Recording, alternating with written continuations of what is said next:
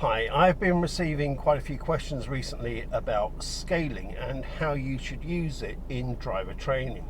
So I thought I would delve back into my training archive and share with you a Zoom session that I delivered to around about 80 PDIs at that time, where I go into some depth and detail about what scaling is, what it isn't, how you should use it, and how to avoid some of the pitfalls that commonly trip people up. And just to highlight, our 50% offer discount that we have at the moment on our new AAT Part 3 training course ends tomorrow at the time of recording, which is going to be the 29th of February 2024, and after that it's going to go up to full price. Use the link in the information below, so don't hang around, take advantage of it now, but you're going to need to act quickly. As I say, I think the concept is pretty clear to everybody. We all know roughly what scaling is. We've probably all done it in the past when we've taken part in some form of customer research or feedback. Typically we're asked to rate or scale ourselves or scale a product or scale a service on a spectrum, if you like, from good to bad, happy to sad, 1 to 10, whatever it may be. Let's talk about scaling though within driver training, because it's important to realize in this context what scaling is and also what it isn't.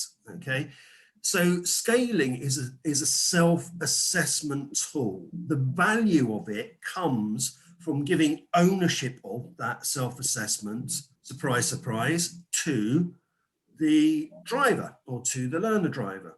Okay, it doesn't really have a huge amount of value, and arguably no value at all, if you take responsibility for the scaling.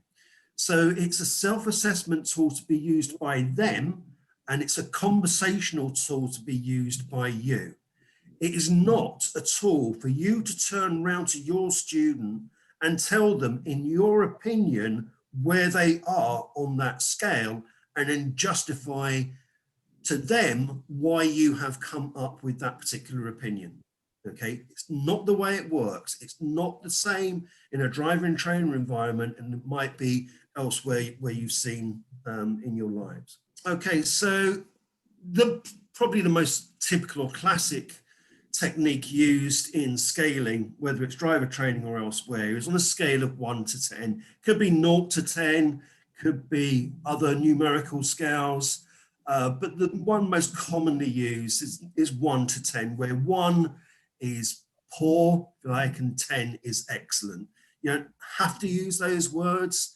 It's up to you. 1 could be sad, 10 could be ecstatic. It doesn't really matter. Okay, the actual scale that you use is relatively unimportant, because again, it's a means of just getting the student to self-reflect, put them somewhere on whatever scale it is that you're using, and then for you to use that as a start of a discussion and a discovery point. But I would suggest, until you're a little bit more confident, familiar with it, perhaps start off using 1 to 10, and then you can get a little bit more creative later on. So there are all different ways of using it. As I say, you could do it on emojis, from a sad face to a happy face. You could do it simply on traffic lights. We all know what a set of traffic lights is in terms of its colors, and you could say, if we were thinking about your maneuvers and where they need to be at the moment in relation to you having to do them on your driving test, where would you say at the moment? Would you say you're on a green, you're absolutely good to go, you don't care which one you get, you'd be able to nail it this afternoon if you had your test? Or do you feel like you're more on amber? There could still be some areas of perhaps weakness there that you want to tighten up on before you would take your test? Or would you still put yourself very much in the red category? You're absolutely not ready to sit your test yet, because whatever maneuver you get, you feel like you're lacking some confidence, knowledge, perhaps ability of being able to nail it without it causing you too much anxiety. So we think about traffic light system, then green, amber, red, where would you put yourself? What color would you be? And this is really where the power of scaling comes in, because it's then over to them. All you're doing is then listening in to see what they come back with. So even with a very simple scaling system like traffic lights, it can be the start of a very useful conversation, but it's what you do with what they come back with that is where all the value lies. So if they came back and said, well, at the moment, I think I'm probably an amber. If you then turn around and say, oh, I disagree, I think you're definitely agreeing, to be perfectly honest. From the last time we did all the maneuvers as a run through, I thought you were really strong. So no, I think you're doing yourself down there. You're really agreeing. You've lost the value of what they've come back to you with. Of course, if you turned around and said, well, no, you're nowhere near an amber yet, you're still very much in red. Again, it has the same impact. But just leaving it at, well, I think, the student thinks they're at an amber isn't enough. So the next question is why? And we've talked about using open and closed questions. We've talked about using drill down questions or funneling questions. Here's your challenge now, whatever they come back with, whatever scaling system you use, with something that's going to be of value. So, okay, so you're an amber. Okay, fine. So why is it an amber and not a green and not a red? And they might go, I don't know. And then you can prompt you say, well, presumably it's not a green because you feel like there are still some areas where you need to develop, but you are not saying it's a red, so there must be some good things in there as well. So can you explain to me, to begin with, what you think is good? Let's capture that, and then we'll have a look at what you think perhaps still needs some development. And then you're going to tease out a bunch of information, and then they're going to identify their areas of strength and weakness. You can then take those areas of weakness and say, right, okay, so out of those few areas of weakness, which do you feel is the weakest? So if we were to scale that individual thing, on a scale of 1 to 10, where would you put that? We go, at the moment, it's about a 3. Okay, so how can we move that up from a 3 to a higher number? Well, I think if I did my observations better, perhaps I just slowed down a little bit more rather than try to rush through it. That would probably push me up to around about a 6 or a 7. Okay, great then. So why don't we practice that first then, seeing as that's one of the big wins that we could get from today. Let's see if we can get you being more aware of your surroundings and controlling your speed better, particularly when it comes to reversing into a parking bay, because that's one of your weaker ones that you have identified. And let's see if we can get some good improvement happening there. And then if we nail that, then we can have a look at the other priorities and see if we can help you with something else as well. So again, you're putting all of the power in the students' hands. It's what they think, it's what they've reflected on, it's what they've come up with as areas of strength and weakness that you then use to identify how you can help them practice and facilitate that learning. So these in summary are, if you like, scaling best practices.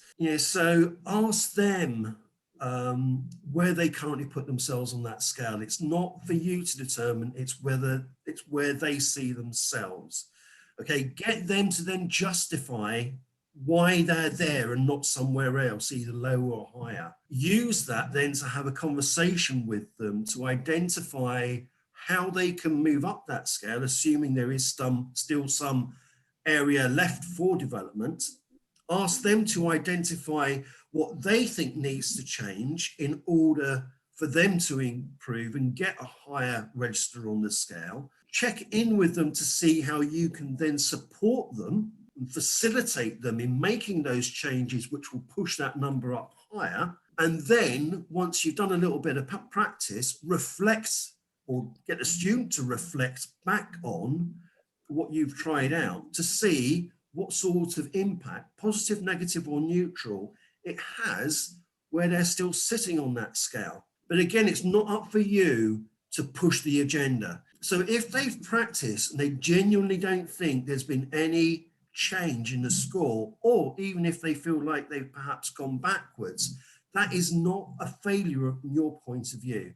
So don't fall into the trap of turning around to them and disagreeing with them and saying that in your opinion, they've definitely got better. And I know we sometimes can feel like we want to do that because we're trying to, in some way, sort of justify our own expertise, but also we don't want them to feel bad about themselves. So we can, if we're not careful, give them a false sense of achievement when in reality we know there was no improvement there. We're just trying to be nice. And it doesn't work, guys. It really doesn't work. Yeah, so yeah, I'll probably skip over that now because I've just covered that off. Yeah, the other pitfall to avoid, just to highlight here, is when you're using scaling, the more frequently you use it, the more value it's going to have. I often hear and see driving instructors, even experienced ones, at the very, very end of the lesson, turn around to their student and say, right, okay, so now we've been doing reversing maneuvers today. Yeah, how would you scale yourself from 1 to 10, 1 being poor, 10 being good? And then the student go, I don't know, 7.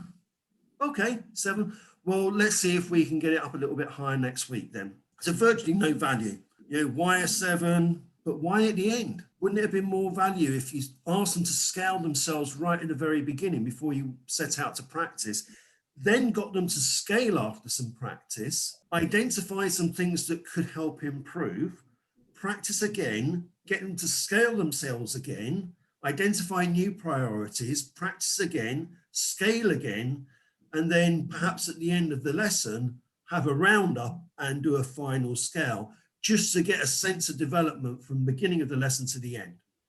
Okay, at the very worst, you should use it at the beginning and at the end. But if you can use it multiple times in between, it has an awful lot more value to it.